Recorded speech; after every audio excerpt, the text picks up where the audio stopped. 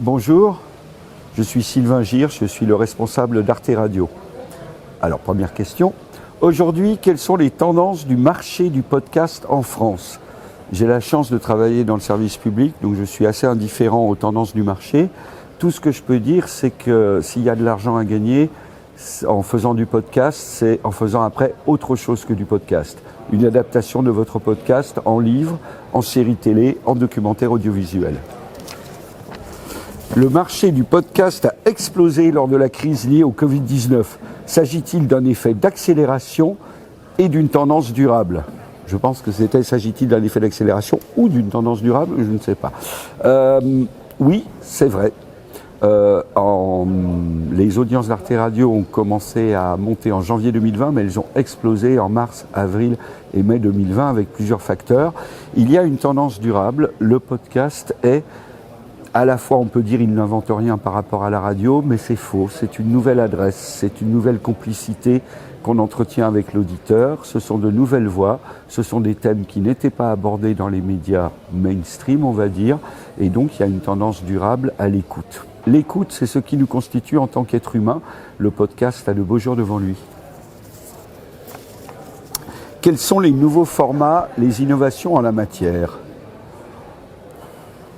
Alors là, je produis depuis 20 ans des podcasts, j'en ai produit, il y en a 2200 en ligne sur Arte Radio, mais on en vire 120 par an, donc j'en ai dû en produire à peu près 3000. Donc le week-end, je fais comme tout le monde, je regarde des séries télé. Pour dire, je n'écoute pas tous les podcasts qui sortent, et heureusement. Ah, quelle place entend jouer Arte Radio ? La première, comme toujours. Arte Radio est la pionnière du podcast, et pas seulement en France, puisqu'on fait ça depuis 2002, avant même que le mot existe. Pour dire qu'on ne savait pas ce qu'on faisait, je vous rassure tout de suite, on n'est pas si intelligent que ça. Et la place d'une référence, la place d'un endroit dédié aux auteurs, qui a fait émerger des auteurs désormais connus, des signatures. Un endroit où on ne fait pas des podcasts en fonction d'une étude de marché ou d'un parti pris industriel, mais on fait des podcasts par rapport à une écriture singulière. Le ministère de la Culture a lancé en 2021 le premier appel à projet visant à soutenir les auteurs et autrices de podcasts et de créations radiophoniques dans l'écriture ou la réécriture d'œuvres originales. Quelle est votre implication dans ce projet ?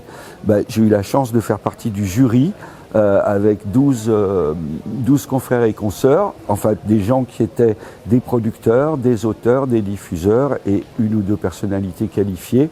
C'était extrêmement agréable. Ma place, c'est celle que moi je réponds à tout le monde depuis 20 ans, à tous les projets. Chaque mois, Arte Radio diffuse le podcast de quelqu'un qui n'a jamais fait de podcast et qui m'a envoyé son projet par mail.